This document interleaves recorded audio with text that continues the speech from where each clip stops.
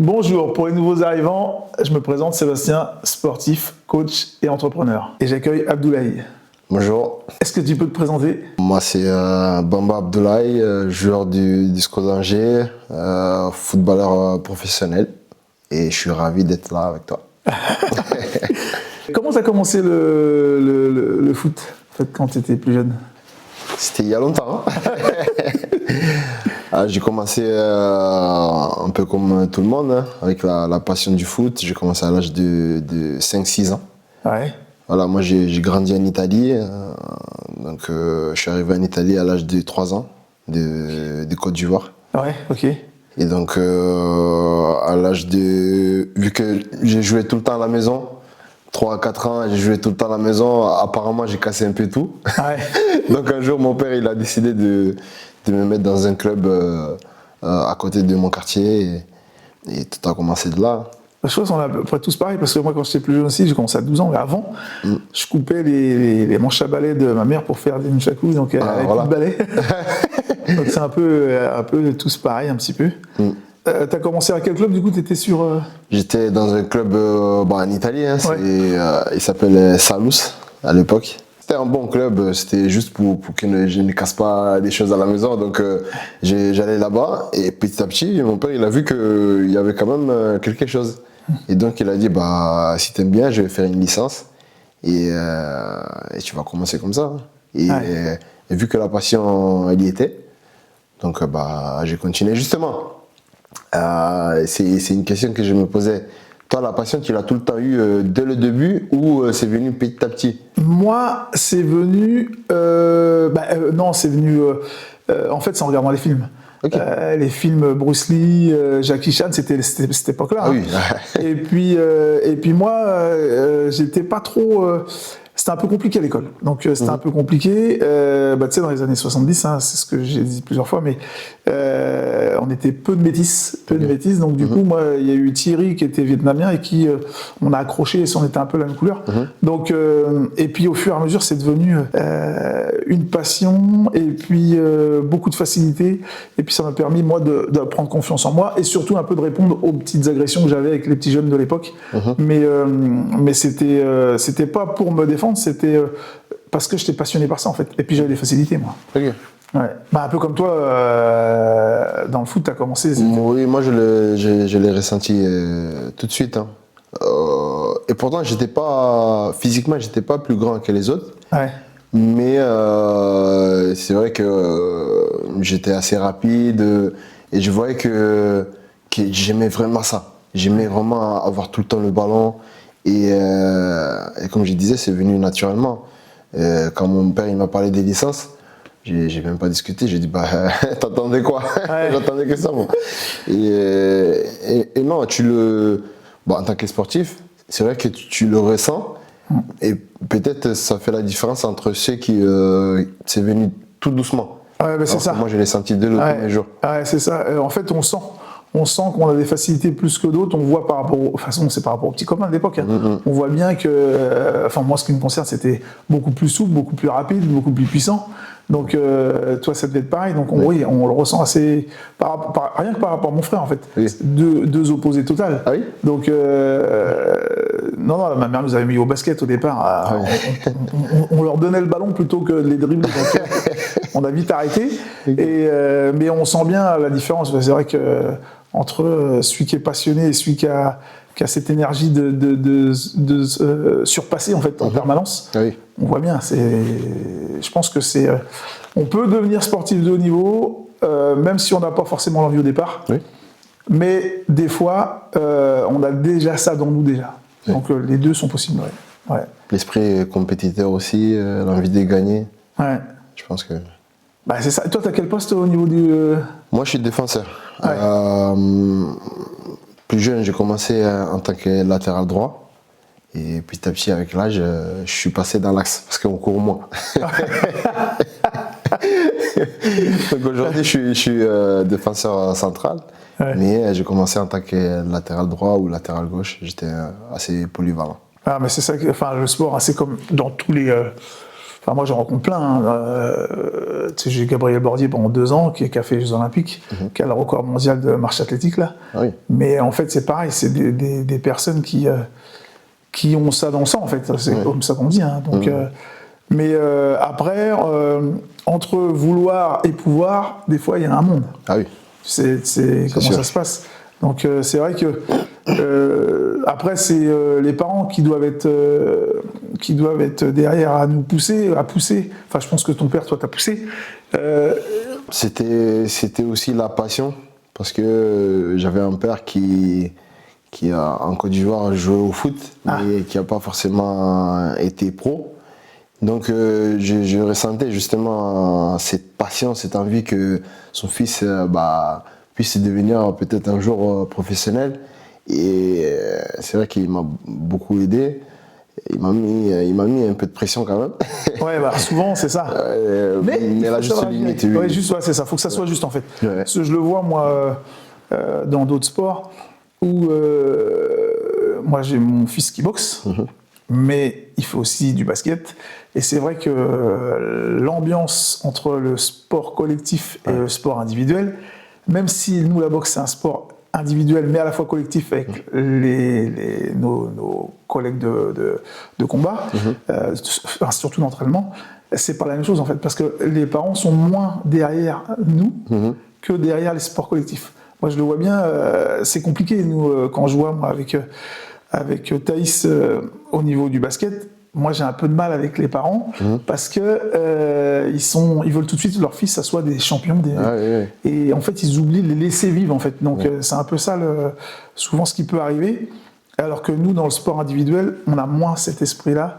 C'est plus, je dirais, ils nous amènent, enfin, dans mon expérience à moi, en tout cas, ils nous amènent, essaient de nous amener où on veut, mais à côté de ça, il n'y a pas cette... par exemple, mon père, c'était pas un boxeur, lui. C'était pas du tout un boxeur. Donc, il connaissait les règles un peu ou... C'était juste taper. Ouais, c'était... Ouais. Il y a eu ça. Parce que moi, j'ai eu la chance... J'ai eu mon père, moi, qui est de La Réunion, et mon beau-père qui m'a élevé, donc c'est 2 choses différentes. Mais entre mon beau-père qui m'a élevé, lui qui était plutôt dans le foot d'ailleurs, qui était dans le foot et qui je crois, il a une période où il entraînait. Ah ouais. Je pense qu'il était sur l'Églantine à Trélazé à l'époque. Et mon père, lui, à La Réunion, c'était plus le vélo. Le vélo, il a un bon niveau en vélo, donc tu vois, rien à voir avec le sport de combat. Et puis après, on fait son chemin. Donc, mais c'est beau parce que ça veut dire que c'est un truc à toi, c'est une passion vraiment qui... Ah bah ça, oui. Ouais. Bah, de toute façon, voilà, c'est ça. Après, chacun fait son choix. Ça, c'est ce qu'on disait tout à l'heure, c'est que l'idée, c'est de faire son choix à soi-même, surtout quand on est enfant, mais pas être poussé vers une direction qui n'est pas forcément la sienne. Parce que c'est ce qu'on disait tout à l'heure, c'est que si les parents ils restent entre guillemets à leur place, et ben qu'ils laissent leur enfant profiter de leur moment et de leur envie, sans les mettre sous pression en permanence, parce qu'en fait l'enfant au bout d'un moment il sature et il va pas au bout en fait, il arrête. Il arrête. Donc c'est ça, c'est juste ce petit détail là qu'il faut faire attention, mais bon, je pense que toi et moi, là-dessus, on a été bien encadrés. Donc ça, c'est le principal. Alors, comment tu gères la pression du haut niveau ? La pression du haut niveau, je pense que c'est assez mental. Voilà, c'est assez mental parce que la pression en général, on l'a un peu partout, même dans la vie de tous les jours. Mais sportivement, je dirais que c'est vraiment mental parce qu'on a des attentes. De résultats vis-à-vis du club et des objectifs des saisons. Donc tu dois arriver à te maintenir, tu dois arriver à gagner des matchs pour arriver à l'objectif. Mais c'est mental. Moi, je sais que moi personnellement, j'ai travaillé beaucoup mentalement.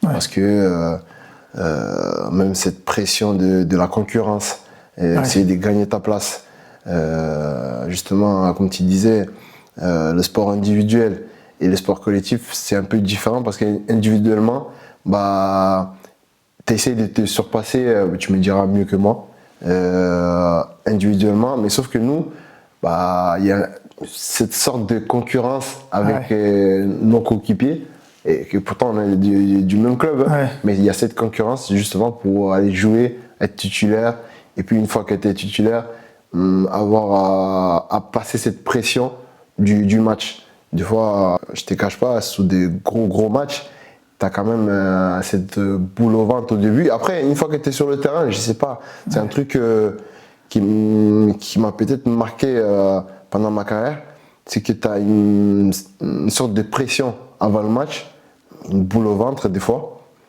et une fois que tu rentres sur le terrain, c'est comme si on n'entend plus rien. Et on joue, mais on n'entend plus les bruits, alors que des fois il y a des stades où ça pousse, mais tu n'entends plus rien. C'est pareil dans mon sport, la boxe pied-point, c'est exactement pareil. Il y a la pression, mais la pression elle est positive pour nous. Parce qu'en fait, nous on est tout seul, on est avec les coéquipiers, comme on disait, on est avec les coéquipiers ou les entraîneurs. Mais sur le ring, on est tout seul. Donc en fait, on peut compter que sur soi-même.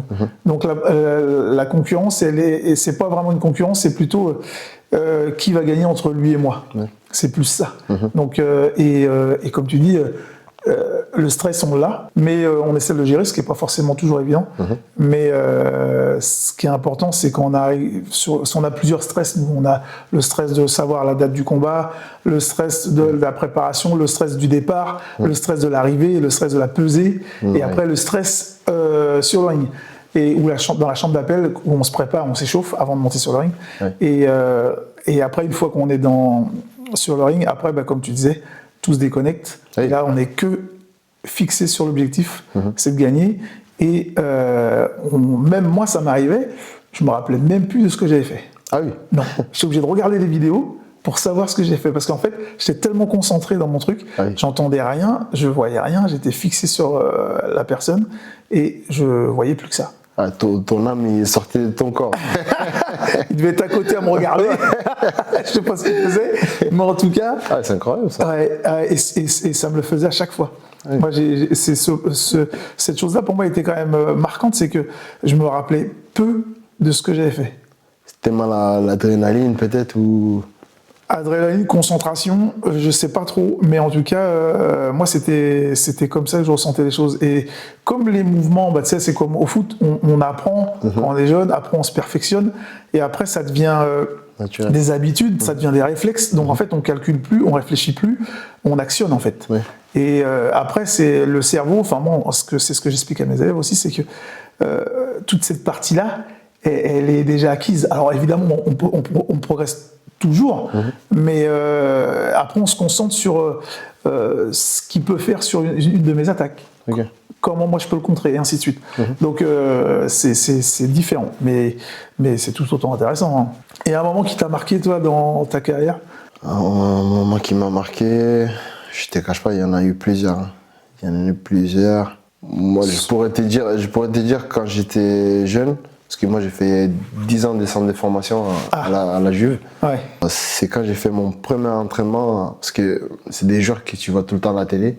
Oui. Et à l'époque, c'était vraiment la Dream Team à la Juve. La première fois qu'on vient me dire que tu vas t'entraîner avec les pros. Je peux te dire que là, la pression, on parle de pression. Là, la pression, elle n'était pas petite. Mais on te dit le matin, l'après-midi, tu vas t'entraîner avec les pros, donc tu penses qu'à ça. Et quand je suis arrivé à l'entraînement, il y avait Del Piero, il y avait Chiellini, il y avait Gigi Buffon, à l'époque les plus grands, quasiment le top 10 du Ballon d'Or. Et quand t'es arrivé, t'avais pas les jambes qui... Beaucoup.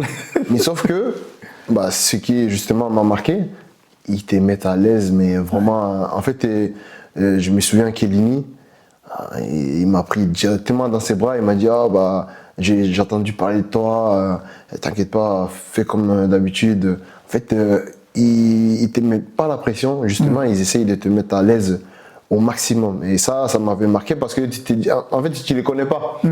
Et tu t'es dit, c'est pas des êtres humains, ça doit être des...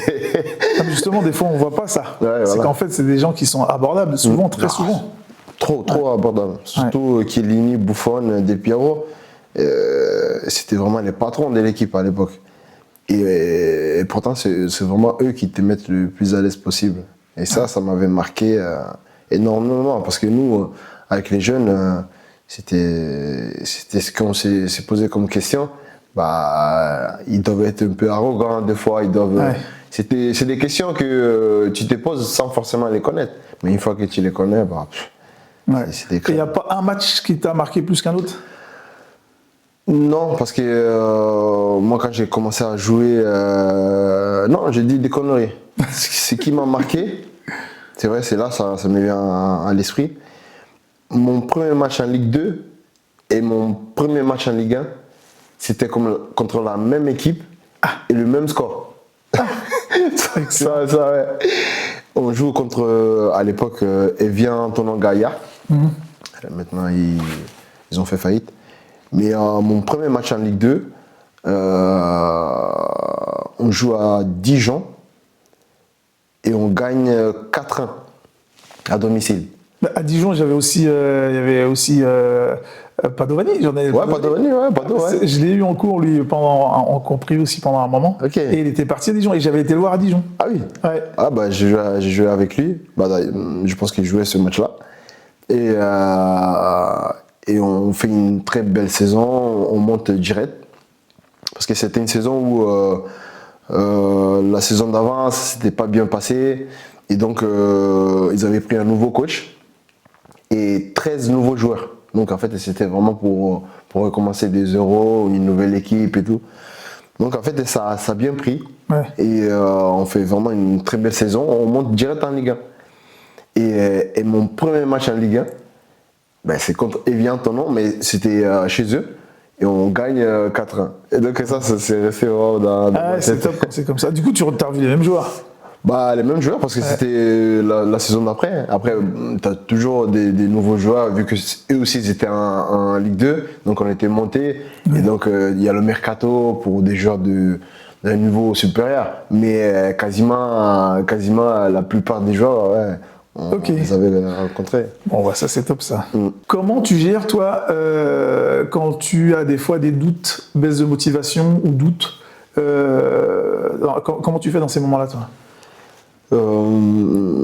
Moi, c'est un truc particulier. C'est le travail.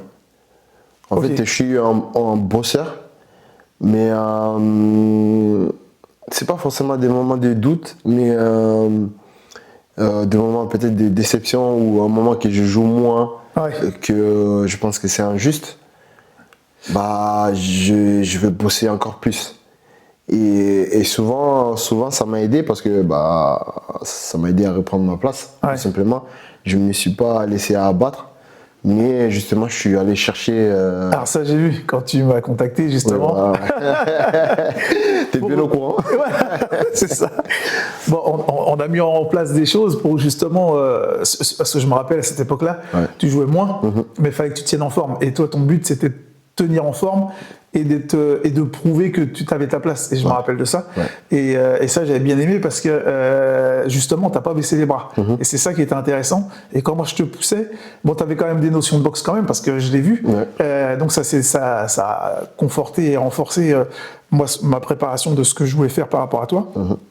Et justement, j'ai trouvé que le fait d'avoir cet objectif et de ne pas lâcher, ce qu'auraient pu faire beaucoup d'autres personnes, ça a permis justement de reprendre ta place, de reprendre confiance et surtout d'être prêt au moment où ils avaient besoin de toi. Parce que si tu t'entraînes pas parce que tu joues pas, bah, c'est pas la bonne stratégie parce qu'au moment où ils vont te proposer où il peut y avoir un blessé dans ton équipe, c'est toi qui prends la place. Si toi t'es pas prêt, donc ça j'ai trouvé ça moi très intéressant parce que tu as maintenu ton physique et ton mental prêt à être dispo au moment où ils en avaient besoin.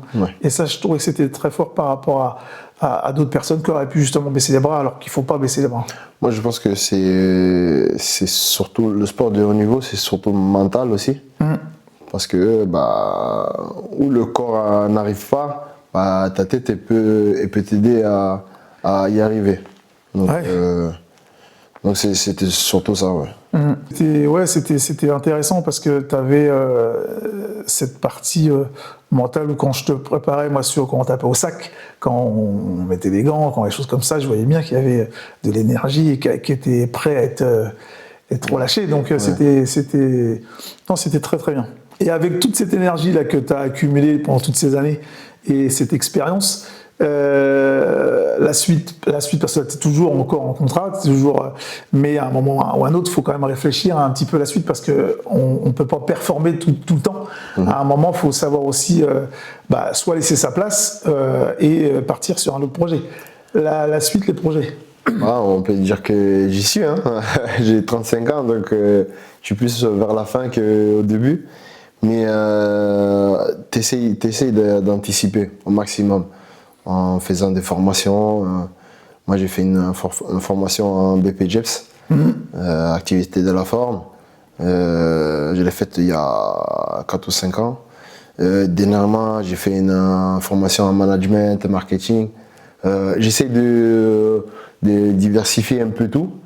Mais en restant concentré sur un objectif. Oui, parce que j'ai commencé une formation de scout. Ouais. Voilà, par rapport au foot. Et scout, c'est agriculteur, aller voir des bons profils, des jeunes, tout les aider à grandir.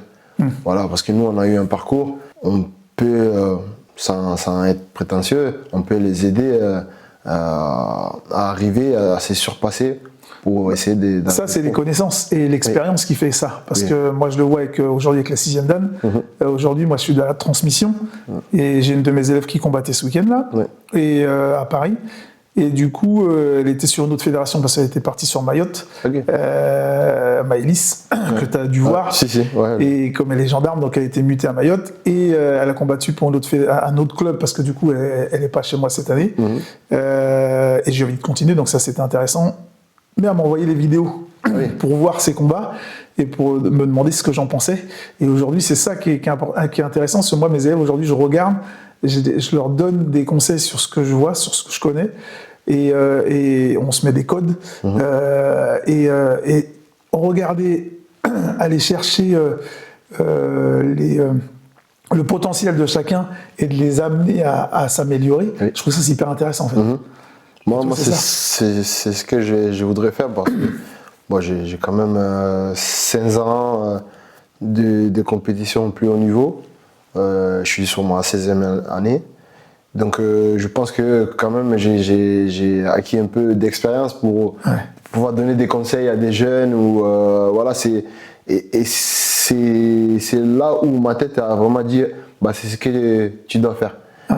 Jusqu'à maintenant, j'ai passé des formations pour avoir de l'expérience, pour apprendre un peu de tout.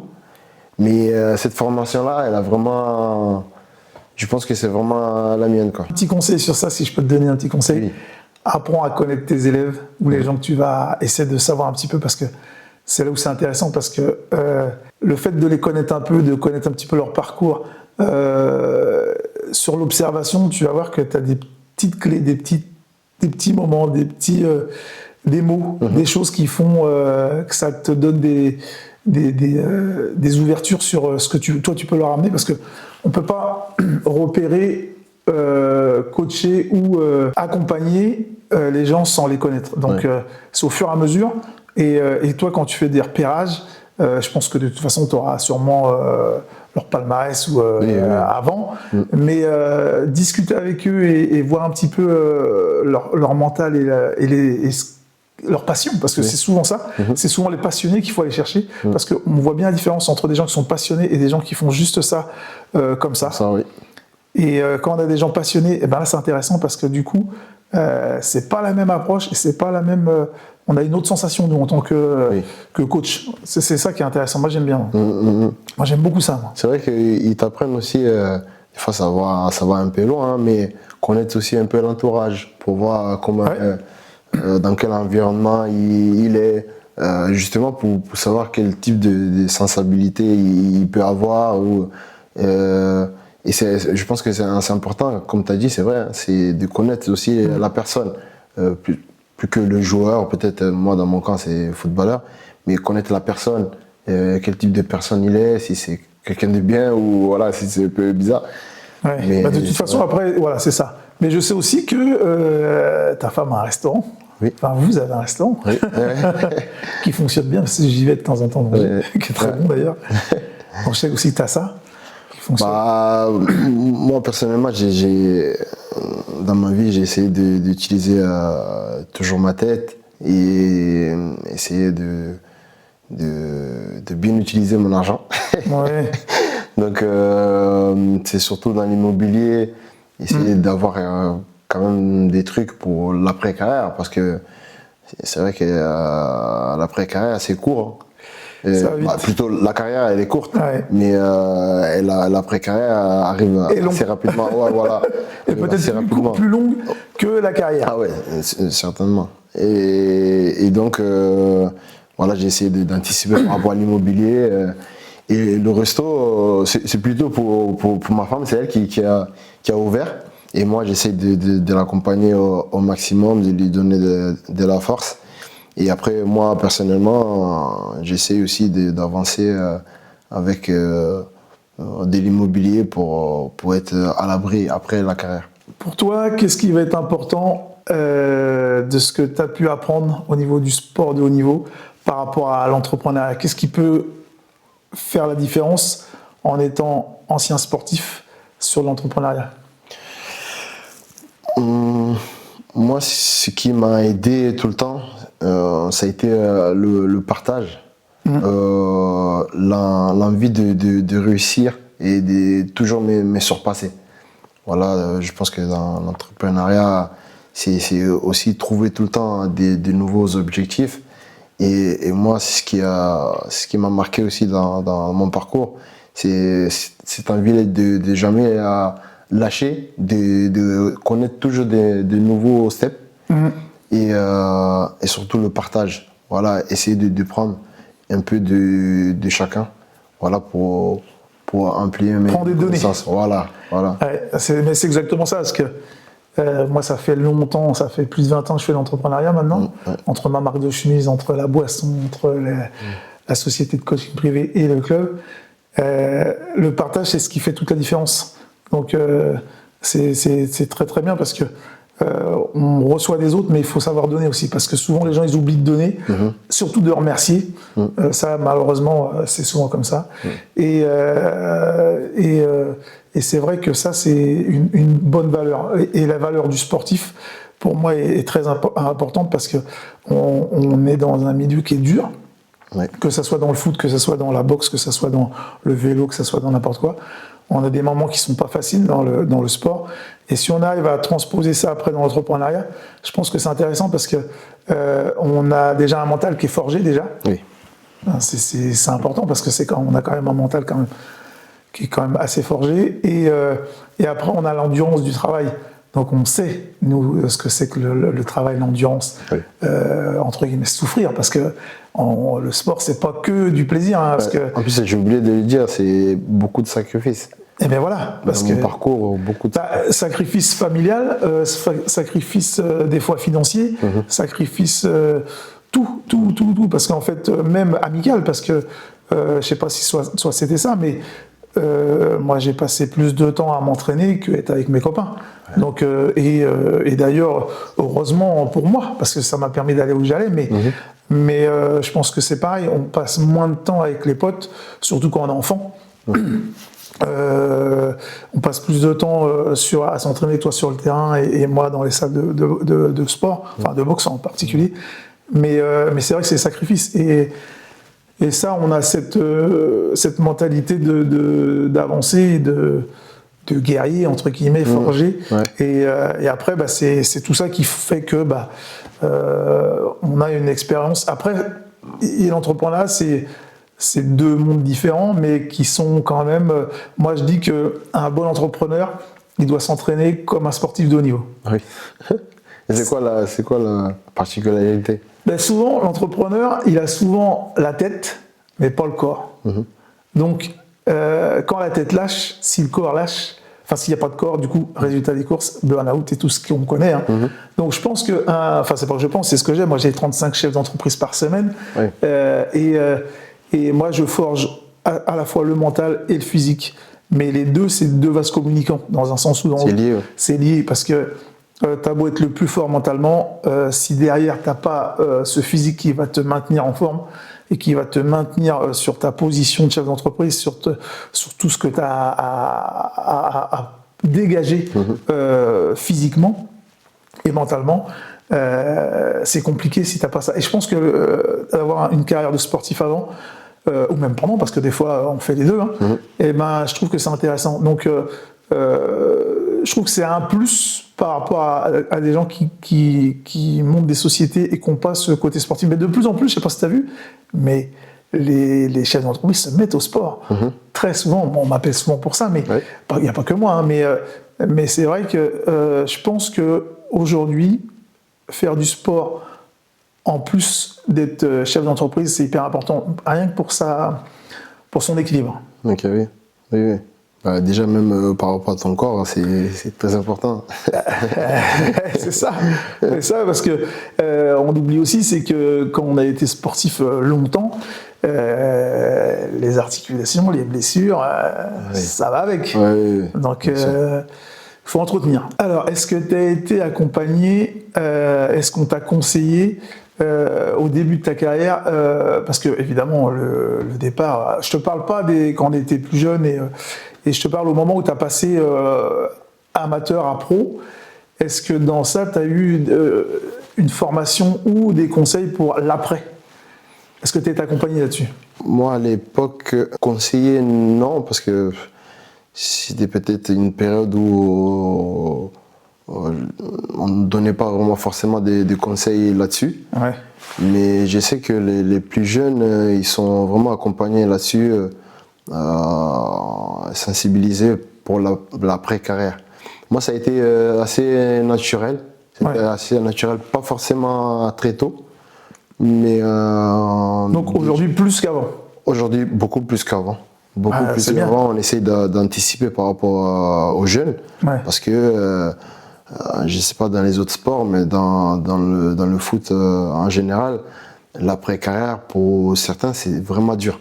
C'est très très dur parce qu'ils n'ont pas forcément anticipé avec des formations, pour ceux qui n'ont pas vraiment des diplômes.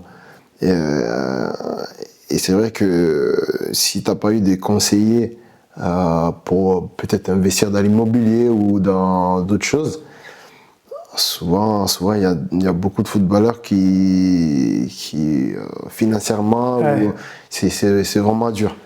Ouais, c'est plus compliqué. Ouais. Alors nous, dans mon sport qui est le full contact, c'est moins médiatisé. Donc les opportunités, elles se font plus à l'étranger. Okay. Donc c'est plus à l'étranger. Moi, j'incite à mes coachs et à mes élèves qui ont un bon niveau à passer des diplômes pour devenir coach. Mais après, on n'a pas du tout les mêmes revenus. J'aurais peut-être dû changer, mais je n'étais pas bon. J'ai essayé Non, j'ai même pas essayé le foot parce que je sais que je n'étais pas bon d'avance.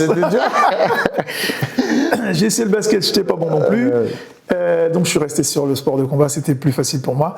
Mais c'est vrai qu'il y a ce côté financier qui est dans nous, la boxe. Enfin, boxe, nous, c'est surtout encore moins nous, parce que boxe anglaise, peut-être plus, mais nous, en full contact, boxe pied-point, il n'y a pas autant d'argent à gagner. Donc après, c'est des compétitions, il y a des grosses compétitions, mais c'est plus à l'international. Oui. Comme tu dis, dans le foot, des fois, il y a des salaires vraiment très, très élevés.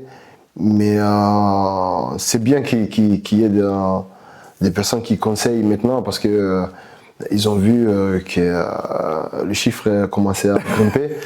Quand on te dit,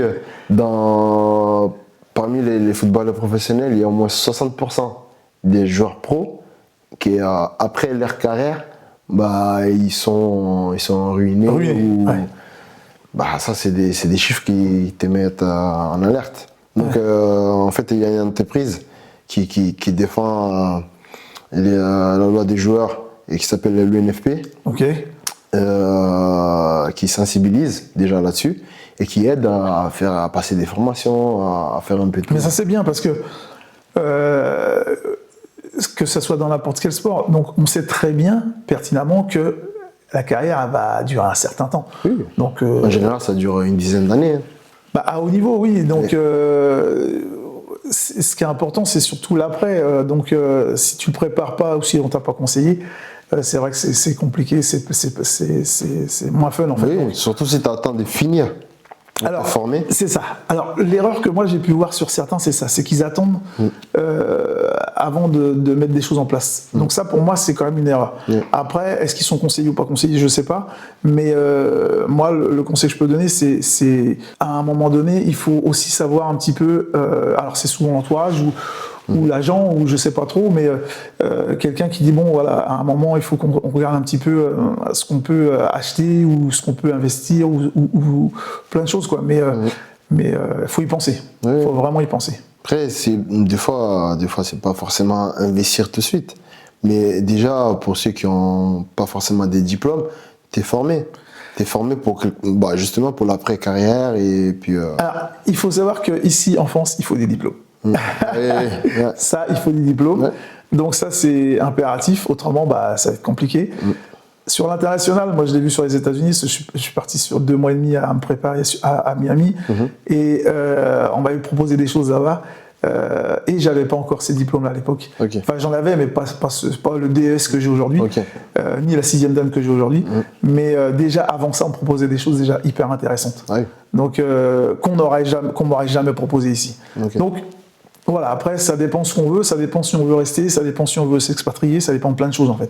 Mais il faut y penser. Oui, bien sûr. Quel conseil tu pourrais donner à un jeune qui voudrait devenir pro ? Un conseil. Déjà, tout donner, se donner tous les moyens pour y arriver. On sait que c'est pas simple. Hein. Je connais pas le pourcentage, mais moi, à l'époque, quand j'étais avec les jeunes à la Juve, il y avait un coach qui me disait, parmi le centre de formation, sur 1000 jeunes, il y en avait 1 ou 2 qui signaient pro. Qui pouvaient avoir une carrière à pro. Et je peux te dire qu'à l'époque, ça coupait un peu l'exploit. Dans ma tête, je me disais, oula, ça va être long cette histoire.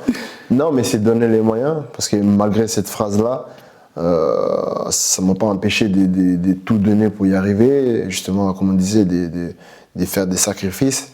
Comme tu disais, moi, les sacrifices que j'ai pu passer, moi j'ai un grand frère.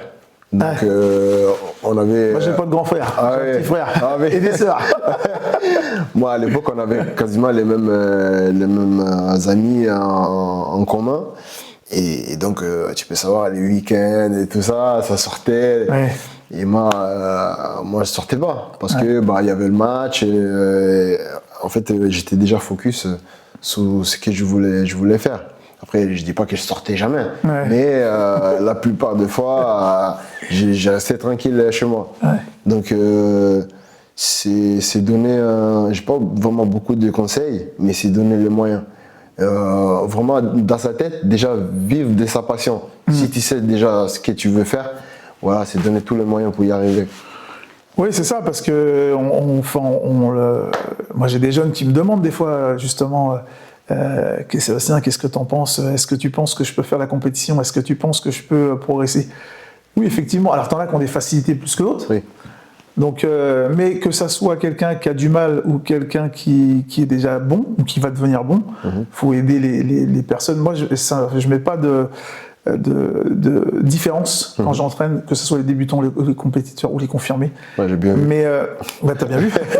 T'as bien vu. Donc, t'as pu tester les confirmés, les compétiteurs. J'ai bien testé, ouais. Mais bon, ça, c'était dans l'objectif que j'avais pour te préparer. Mais c'est vrai que les jeunes, aujourd'hui, il faut de la passion, de la patience et de l'envie. Donc, je pense que c'est ça. Et surtout, un petit message quand même pour les parents, je pense que c'est quand même important, je le vois bien, c'est que leur laisser vivre leur passion et les accompagner et les écouter surtout et ne pas essayer de toujours leur demander plus. sur certains, on peut, hein, parce qu'on sait qu'il y a du potentiel, donc il faut aller. Parce que les jeunes à cet âge-là, ils sont un peu feignants. Il y en a beaucoup. Donc il faut un peu les pousser, mais il faut savoir aussi les limites. Donc c'est ça justement, parce que moi, quand je prends mon expérience, mes parents, ils ne savaient pas trop ce que je faisais. Ils savaient que je boxais, ils savaient que je m'entraînais avec Thierry. Après, j'ai eu la chance de rencontrer Baptiste qui m'a amené sur cette discipline-là. Mais j'ai commencé avec Thierry. Mais on ne m'a pas poussé. Allez, vas-y, t'es bon, t'es fort, vas-y. Et on m'a laissé faire en fait. Ouais. Et ma mère, elle le dit bien, je me suis construit tout seul. Et alors, c'est eux qui m'ont construit, hein, évidemment, mais sur cette partie-là, la voix, c'est moi qui l'ai choisie. C'est moi qui. Toi, quand tu parlais de sortir et tout ça, moi, je passais mes week-ends ou mes soirs à regarder des vidéos. Ouais. Ou des livres. Ou des livres. Avant, à l'époque, c'était des cassettes. Hein, des grosses cassettes. C'était en blanc et noir. Non, c'était déjà en couleur, quand même. Mais c'était pas les CD ni les cartes SD. Oui. Donc, mais par contre, c'est vrai qu'on m'a pas poussé, et tant mieux, parce que j'ai pu avancer à mon rythme. Et bah, toi, pareil, du coup. Ouais. Donc, non, c'est bien les jeunes, bah, voilà, comme tu dis, il faut qu'ils aillent au bout de leur passion, et que de toute façon, si, un petit conseil, je sais pas si ça c'est pareil, ne pas écouter ses copains. Parce que moi, si j'avais écouté mes copains de l'époque, j'aurais pas fait tout ce que j'ai fait là. Parce qu'eux, ils étaient dans la fête, dans tout ça, ce qui est normal, hein, c'est l'âge. Hein. Moi, je pense que j'ai pas voulu suivre parce que j'étais conditionné, parce que j'aimais ça tellement. Les films de Bruce Lee, je les ai avalés, mais j'en ai vu de Jackie Chan, je les ai regardés en long, en large, en travers, apprendre, essayer les techniques. C'était, il y a eu plein de choses assez comiques. Les nunchaku, on faisait du bâton, on faisait tout ça, mais on s'entraînait dans les caves, on s'entraînait on s'entraînait dans les halls d'immeubles. C'était marrant, mais tu vois, il n'y avait pas de pression. Il n'y avait pas de pression, on m'a pas poussé. Donc on m'a aidé, mais pas poussé. Et ça, c'est bien. Je pense que pour les petits qui vivent de leur passion, qu'ils essaient d'aller au maximum, et puis surtout qu'ils aient une envie saine. Pas pour gagner beaucoup d'argent, ou parce que ça, c'est... C'est vrai que moi, je pensais pas à l'argent. Mais non, parce qu'à l'époque, il n'y avait pas ça. Oui, en fait... j'avais la chance, mon père il travaillait avec la Juve aussi, il faisait taxi, et donc il avait les entrées où les pros s'entraînaient. Donc de temps en temps, il me prenait, il me disait viens, et je prenais des photos avec, je me souviens Lilian Thuram à l'époque, moi c'était mon idole, et quand je l'ai vu, j'étais tout petit, et en fait c'est des trucs qui font plaisir. Et tu te dis, je veux devenir comme lui. Parce que tu vois tout bling bling, mais pas dans le sens argent. Tu vois, dans les conditions d'entraînement, tout était propre, tout était beau. Et je pense que c'est ça aussi qui m'a poussé. J'avais aussi la chance de pouvoir rentrer dans certains lieux que pas tout le monde pouvait voir. Et non, ça m'a boosté. Et comme tu disais, l'entourage est très important. Moi, j'avais des potes un peu agités, mais qui étaient bienveillants. Donc, ils me disaient, non, reste à la maison, t'inquiète, on va faire la fête pour toi. Ah ouais, c'était l'inverse. Ah ouais, non, on te poussait pour venir avec eux. On tirait, parce que j'étais assez timide à l'époque, et on m'incitait à faire les choses que j'aurais pas fait moi-même. Ah ok. Donc avec mon frère David et ses potes de l'époque et mes potes de l'époque, ils avaient tendance à essayer de me pousser à faire des bêtises. C'était ça, leur but à eux, c'était de me faire arriver à faire des conneries, parce qu'ils voyaient tellement que j'étais pas là-dedans du tout, qu'ils me poussaient sur ça en fait. Et c'était marrant, parce que moi j'y arrivais pas en fait. Ils voulaient te mettre à l'épreuve. Oui, c'est ça, ils se mettaient à l'épreuve tout le temps.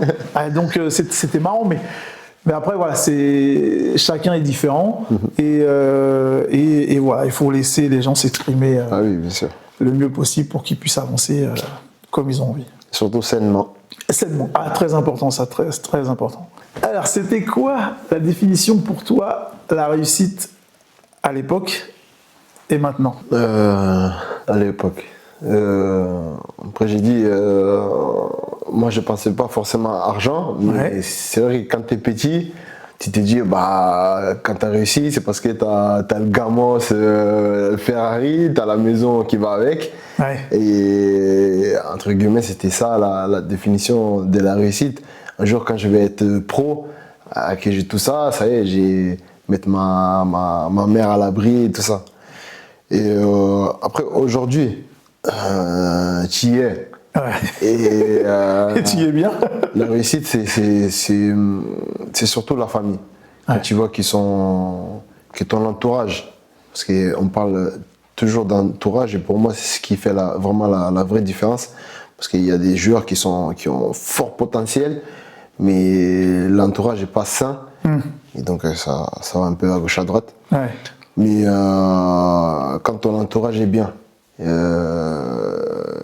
ton entourage est sain et que tu as pu les mettre bien, entre guillemets, bah, c'est ça qui est, on peut dire les parents proches, que ce soit femme, enfant, parents, maman, mamie, quand tu les vois qui sont heureux, il n'y a pas de mieux, quoi. Tu vois, c'est marrant parce que moi, c'était un peu pareil, mais moi, à l'époque, comme quoi, rien à voir avec l'évolution est différente, mais moi, c'était être souple. Ah oui. Moi, la réussite à l'époque, c'est quand je voyais les combattants. Moi, c'est une réussite à moi maintenant, être souple. C'était être souple aujourd'hui. C'était faire le grand écart, c'était faire ci, c'était ça. Ah oui. La réussite, c'était ça à l'époque, quand on était... Bah, tu sais, j'avais 12 ans, donc la réussite, c'était arriver à mettre un coup de pied au-dessus des copains. Et c'était... alors, c'était même pas aller faire un film ou encore que, mais c'était être bon en restant... Je voyais même pas une question d'argent ou quoi que ce soit, parce que j'étais pas encore dedans, je pense. Et c'était ça, c'était être bon dans ma discipline. Et après, au fur et à mesure du temps, on m'avait surnommé, on me disait, toi, t'es comme un hélicoptère. Les gens qui parlent de tous les côtés. Et puis aujourd'hui, c'est ça, moi aujourd'hui, honnêtement, pour moi, la réussite, c'est ce que je peux partager aux gens. Moi, en fait, j'aime ça.